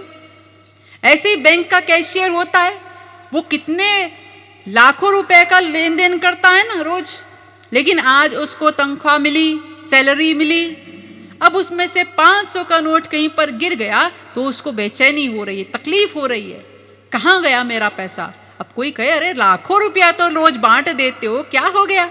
अरे तो वो मेरा थोड़ा ही है। वहां तो ड्यूटी करता है, वो मन बुद्धि युक्त कर्म करता है। आसक्ति अपनी सैलरी में है, इसलिए वहां एक नोट भी गुम हो गया तो वहां पर तकलीफ हो रही है। तो हमें मन बुद्धि युक्त कर्म ये संसार में करने हैं और मन बुद्धि की आसक्ति भगवान में करनी है। तो जब हम ऐसा करेंगे ना, तो हमारा नित्य निरंतर, जो हम कहते हैं, भगवान ने कहा निरंतर भक्ति करो, तब ये निरंतर भक्ति होगी। फिर अपनी हर जो क्रिया आप कर रहे हैं, अपनी हर क्रिया को आप भक्ति बनाएंगे। सब क्रियाओं को, संसार के जो भी काम आप कर रहे हैं उनको भक्ति बना करके करिए। जैसे अपना नहा धो रहे हैं, श्रृंगार कर रहे हैं, अपने आप को सजा रहे हैं, अभिभाव क्या होता है? लोग देखेंगे हमें, हम कितने सुंदर लग रहे हैं।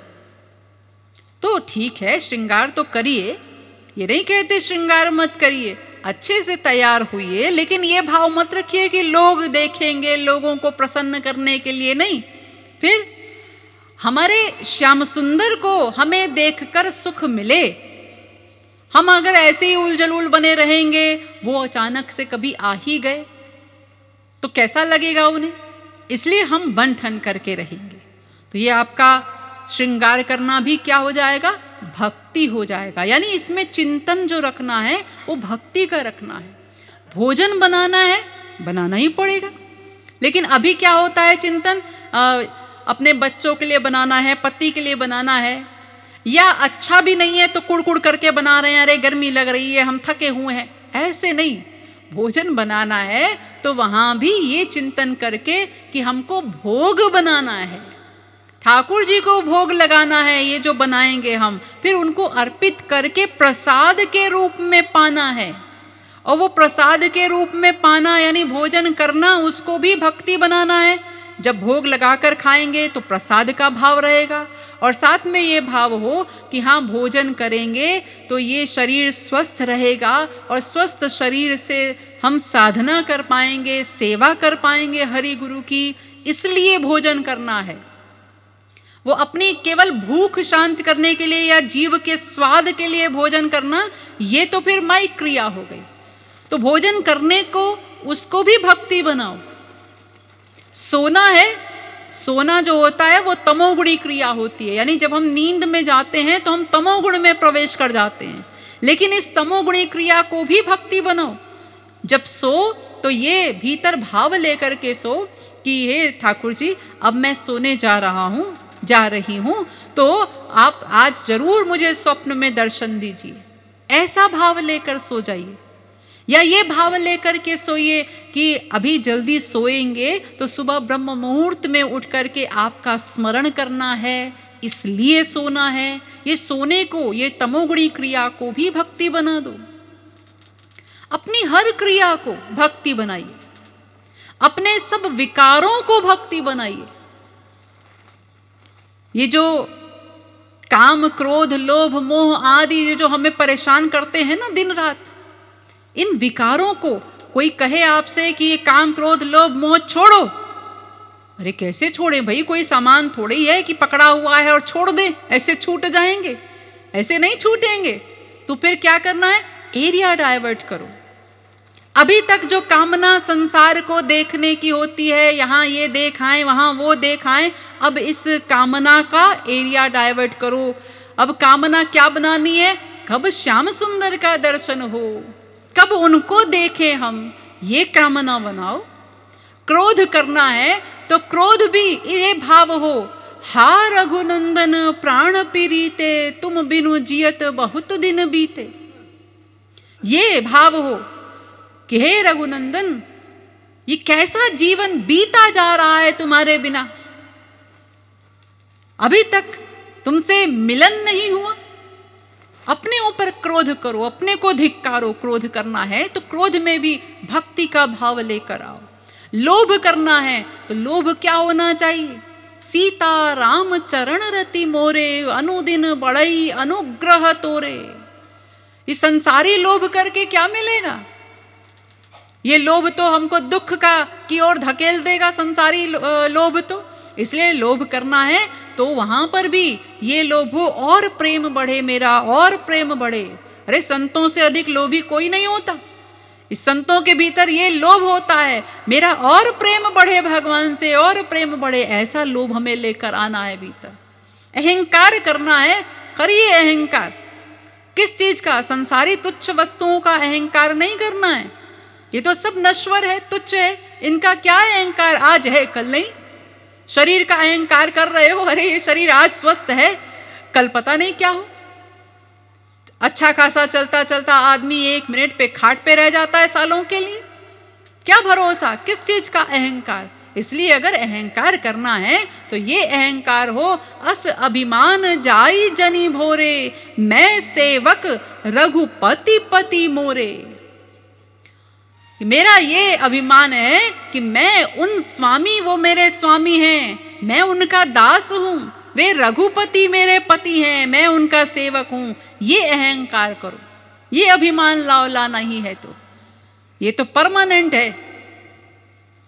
तो अपने माइक विकारों को भी भक्ति बनाओ, अपनी दैनिक क्रियाओं को भी भक्ति बनाओ,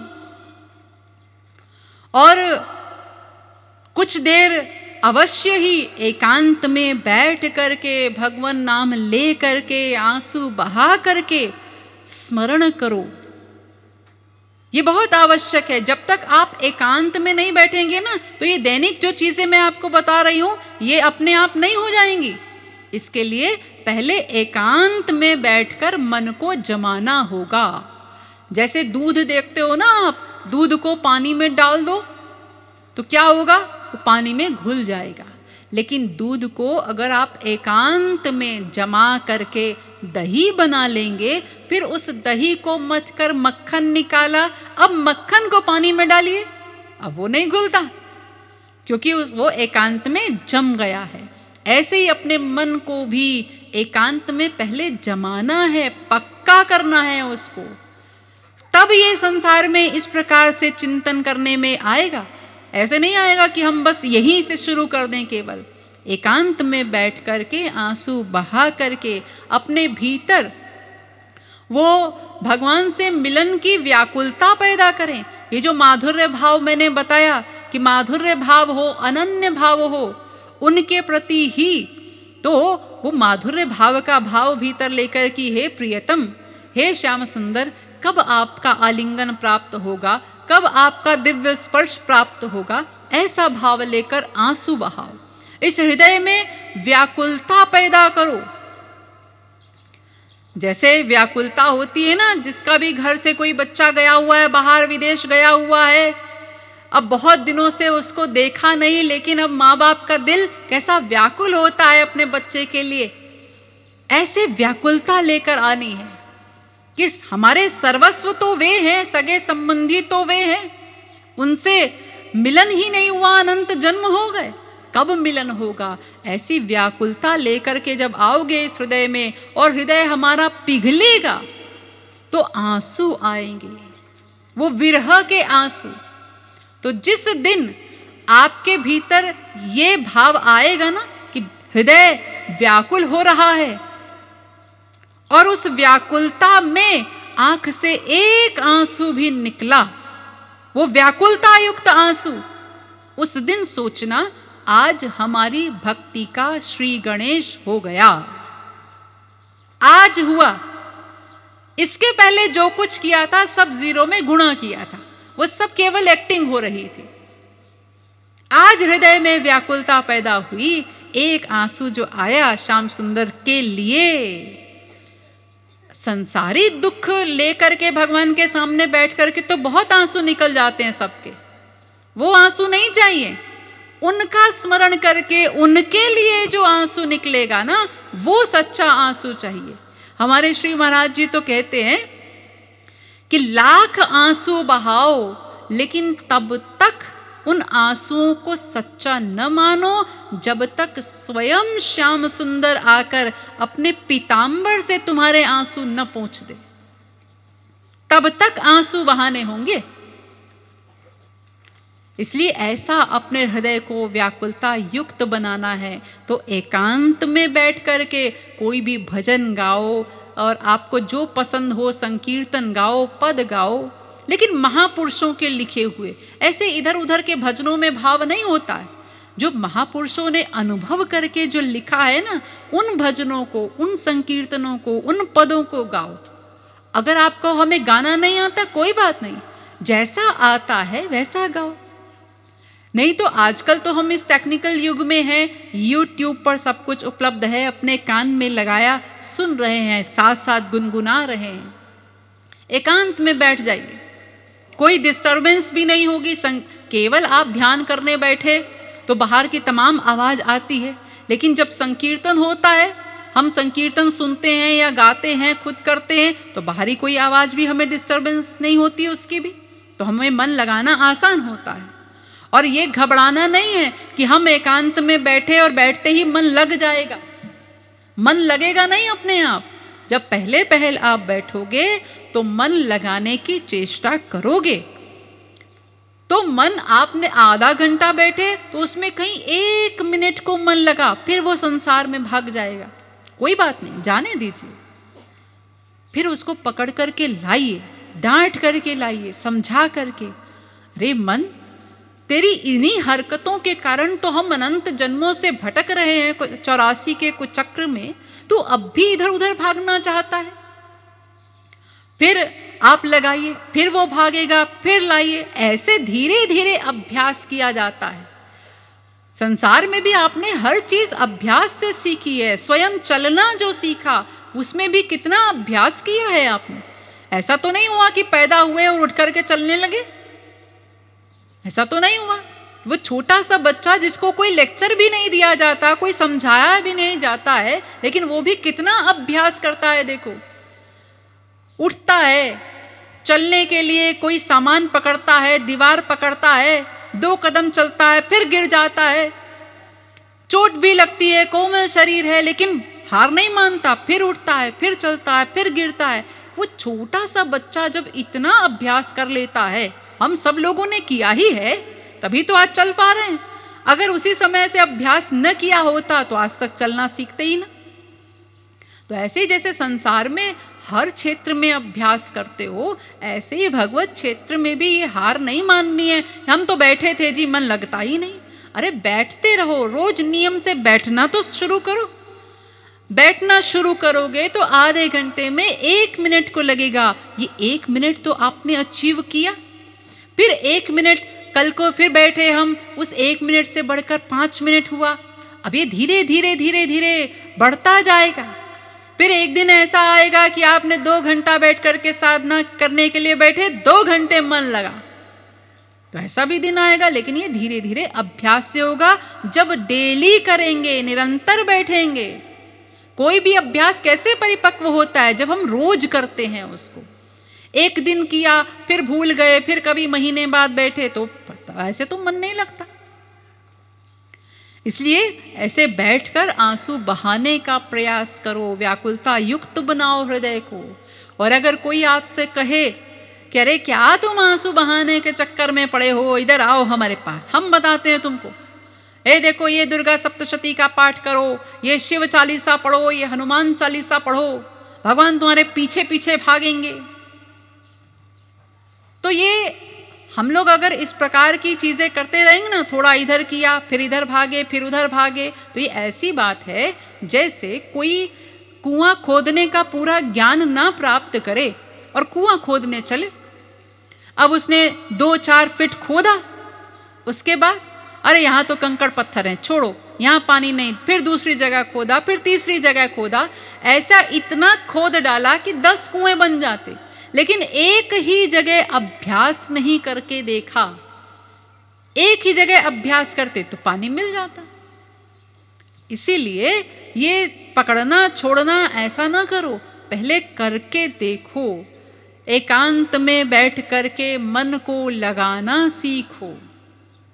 और रूप ध्यान किस प्रकार से करना है, उसके लिए तो हम कल यहाँ पर प्रारंभ कर ही रहे हैं। सुबह का सेशन 3 दिन वो होगा। तो आप लोग जो रुचि रखते हो कि हाँ हमको बैठकर साधना करनी है, रूप ध्यान करना है, भगवान में मन को लगाना है, तो कैसे लगाना है, किस प्रकार रूप ध्यान करना है, उसके लिए आप लोग सुबह आइए।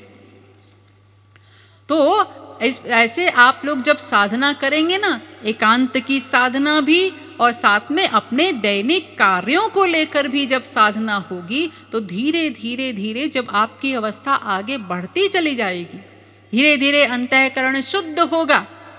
तो जिस गुरु की गाइडेंस में आप कर रहे हैं, वो कहीं पर भी हो, वो वहीं से हमको दिव्य प्रेम, दिव्य ज्ञान का दान दे देगा।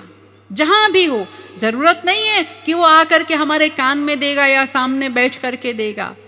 आप जिन्हें गुरु मान करके, जिनके निर्देशन में साधना कर रहे हैं, वो जहां भी होंगे, वो वास्तविक संत जो होते हैं ना, वो जब आपने उनको अपने मन से गुरु मान लिया, तो फिर उन्होंने आपको अपना लिया। अब वो आपके भीतर बैठ जाते हैं, आपके एक एक क्षण के एक एक संकल्प को नोट करते हैं। इसलिए आपको वो चिंता नहीं करनी, वो गुरु चिंता करेंगे। वो देखते रहेंगे कि जब इस जीव का पात्र तैयार हो जाएगा बस तुरंत वो दान कर देंगे, और वो मिलते ही सदा पश्यन्ति सूरयः तद विष्णोः परमं पदम। तो सदा के लिए फिर आप काल कर्म गुण स्वभाव सब बंधनों से मुक्त, तुरंत माया निवृत्ति, तुरंत भगवत प्राप्ति। अब कोई बंधन नहीं, कुछ नहीं। अब आप आराम से भगवत धाम में बैठ करके भगवान की लीलाओं का सौरस्य लूटिए, या आपकी इच्छा हो तो यहाँ इस मृत्युलोक में जीवों के कल्याण के लिए पुनः जन्म लेकर आइए, आपकी इच्छा। तो इस प्रकार से फिर जब आप साधना करेंगे तो आपको आपके वास्तविक लक्ष्य की प्राप्ति अवश्य हो जाएगी। अब आप लोगों ने यहाँ 11 दिन जो कुछ सुना है उसके लिए हम ये कह सकते हैं कि हमें आपको हमारी जो भी बात अच्छी लगी हो उसे अपने जीवन में अपनाइए, अपने जीवन में उतारिए। जो ना अच्छी लगी हो, ऐसा भी हो सकता है कुछ बातें मेरी अच्छी ना भी लगी हो, उसे मानसिक रूप से मुझे लौटा दीजिए, ठीक है। और बाकी आप साधना में जब आगे बढ़ेंगे तो हम तो काठमांडू आते ही रहते हैं और यहाँ पर रहते ही हैं। ज्ञानेश्वर में जैन भवन महावीर निकेतन है, वहाँ पर रेगुलर शनिवार का सत्संग होता ही है, तो आप वहाँ पर ज्वाइन करें। पहले सुबह 3 दिन यहाँ पर करें, उसके बाद रेगुलर सत्संग वहाँ पर भी करें। और फिर जैसे जैसे आप आगे बढ़ेंगे, आपको कोई साधना में दिक्कत होती है, मन कैसे लगाना है और कैसे कैसे रूप ध्यान करना है, तो वो हम आपको आगे आगे गाइड करते रहेंगे। वो सब आपकी सेवा के लिए हम उपस्थित रहेंगे सदा, ठीक है।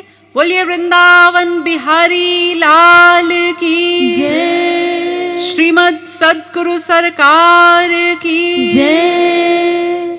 हरि हरि बोल, बोल हरि बोल, हरि बोल, बोल हरि बोल, ओ हरि हरि बोल, बोल हरि बोल, हरि हरि बोल, बोल हरि बोल, ओ हरि हरि बोल, बोल हरि बोल, हरि हरि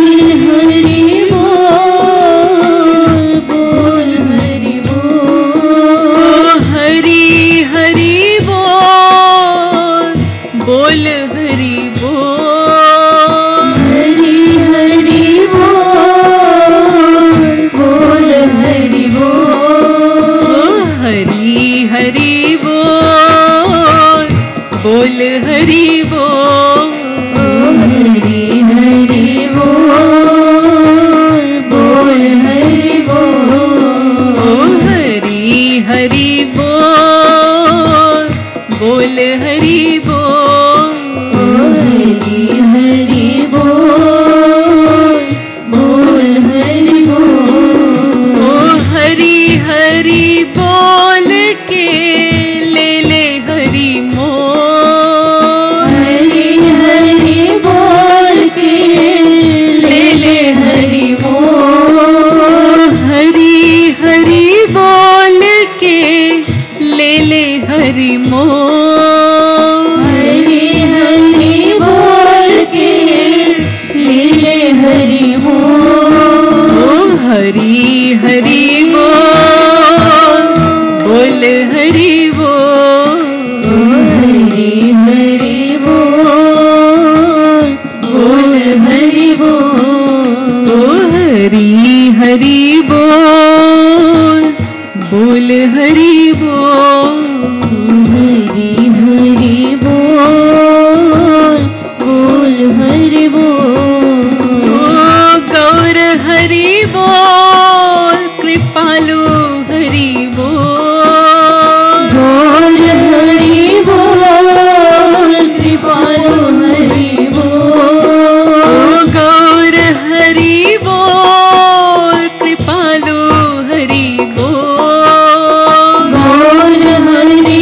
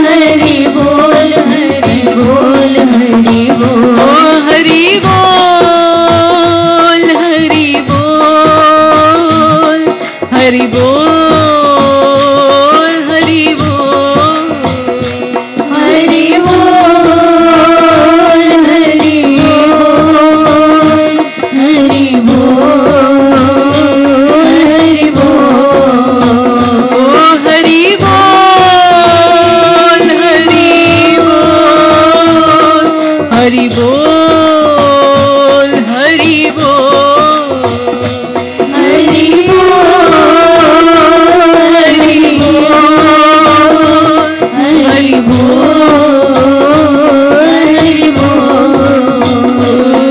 ओ हरि हरि बोल, बोल हरि बोल, हरि हरि बोल, बोल हरि बोल। ओ हरि हरि बोल, बोल हरि बोल, हरि हरि बोल, बोल हरि बोल। ओ हरि हरि बोल, बोल हरि बोल, हरि हरि बोल, बोल हरि बोल। ओ हरि हरि बोल के ले ले हरि मोल, हरि हरि बोल के ले ले हरि बोल। ओ हरि हरि बोल के ले ले हरि मोल, हरि हरि बोल के ले ले हरि बोल। ओ हरि हरि बोल, बोल हरि बोल, हरि हरि बोल, बोल हरि बोल। ओ हरि हरि बोल, बोल हरि बोल, हरि हरि बोल, बोल हरि बोल। ओ हरि हरि बोल, बोल हरि बोल, हरि हरि बोल, बोल हरि बोल। ओ हरि हरि बोल, बोल हरि बोल, हरि हरि बोल, बोल हरि बोल। ओ गौर हरि बोल, कृपालु हरि बोल, गौर हरि बोल, कृपालु हरि बोल। ओ हरि हरि बोल, हरि बोल, हरि हरि बोल, बोल हरि बोल। ओ हरि हरि बोल, बोल हरि बोल, हरि हरि बोल, बोल हरि बोल। ओ हरि हरि बोल, बोल हरि बोल, हरि हरि बोल, बोल हरि बोल। ओ हरि बोल, हरि बोल, हरि बोल, हरि बोल, हरि बोल, हरि बोल, हरि बोल, हरि बोल। ओ हरि बोल, हरि बोल, हरि बोल, हरि बोल, हरि बोल, हरि बोल, हरि बोल, हरि ओ बोल। हरि बोल, हरि बोल, हरि बोल, हरि बोल, हरि बोल, हरि बोल, हरि बोल, हरि बोल। ओ हरि बोल, हरि बोल, हरि बोल, हरि बोल, हरि बोल, हरि बोल, हरि बोल, हरि ओ बोल। हरि बोल, हरि बोल, हरि बोल, हरि बोल, हरि बोल, दोनों भुजाएं उठा करके हरि बोल, हरि बोल, ओ हरि बोल, हरि बोल, हरि बोल, हरि बोल, हरि बोल, हरि बोल, हरि बोल, हरि बोल। ओ हरि हरि बोल, हरि बोल, हरि हरि बोल, बोल हरि बोल। ओ हरि हरि बोल, बोल हरि बोल, हरि हरि बोल, बोल हरि बोल।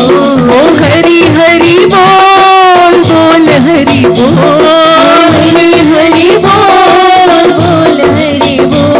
ओ हरि हरि बोल, बोल हरि बोल, हरि हरि हरि हरि बोल, बोल हरि बोल, हरि हरि बोल, बोल हरि बोल। ओ हरि हरि बोल, बोल हरि बोल, हरि हरि बोल, बोल हरि बोल। ओ हरि हरि बोल, बोल हरि बोल, हरि हरि बोल, बोल हरि बोल। ओ हरि हरि बोल के ले ले हरि मोल, हरि हरि बोल के ले ले हरि बोल। ओ हरि हरि बोल के ले ले हरि मोल, हरि हरि बोल के ले ले हरि बोल। ओ हरि हरि बोल बोल हरि बोल, हरि हरि बोल बोल हरि बोल, ओ हरि हरि बोल बोल हरि बोल, हरि हरि बोल बोल हरि बोल, ओ हरि बोल हरि बोल हरि बोल हरि बोल, हरि बोल हरि बोल हरि बोल हरि बोल, ओ हरि बोल हरि बोल हरि बोल हरि बोल, हरि बोल हरि बोल हरि बोल हरि बोल, ओ हरि बोल हरि बोल हरि बोल हरि बोल, हरि बोल हरि बोल हरि बोल हरि बोल, ओ हरि बोल हरि बोल हरि बोल हरि बोल, हरि बोल हरि बोल हरि बोल हरि बोल, ओ हरि बोल हरि बोल हरि बोल हरि बोल, हरि बोल हरि बोल हरि बोल हरि बोल, ओ हरि बोल हरि बोल हरि बोल हरि बोल, हरि बोल हरि बोल हरि बोल हरि बोल, ओ हरि हरि बोल बोल हरि बोल, हरि हरि बोल बोल हरि बोल, ओ हरि हरि बोल बोल हरि बोल, हरि हरि बोल बोल हरि बोल, ओ हरि हरि बोल बोल हरि बोल, हरि हरि बोल बोल हरि बोल, ओ हरि हरि बोल बोल हरि बोल, हरि हरि हरि बोल हरि हरि बोल बोल हरि बोल, हरि हरि बोल बोल हरि बोल, ओ हरि हरि बोल के ले हरि मोल, हरि हरि दोनों बुझाएं उठा करके गाइए, हरि हरि बोल के ले हरि मोल, हरि हरि बोल के ले हरि बोल, हरि हरि बोल बोल हरि बोल, हरि हरि बोल बोल हरि बोल, ओ हरि हरि बोल बोल हरि बोल, हरि हरि बोल बोल हरि बोल, ओ हरि हरि बोल बोल हरि बोल, हरि हरि बोल बोल हरि बोल, ओ हरि हरि बोल बोल हरि बोल, हरि हरि बोल बोल हरि बोल, हरि हरि बोल बोल हरि बोल, हरि हरि बोल बोल हरि बोल, बोलिए श्रीमद् सद्गुरु सरकार की जय, राधा गोविंद भगवान की जय, जगत गुरुत्तम श्री कृपालु महाप्रभु की जय, जय जय श्री राधे, जय जय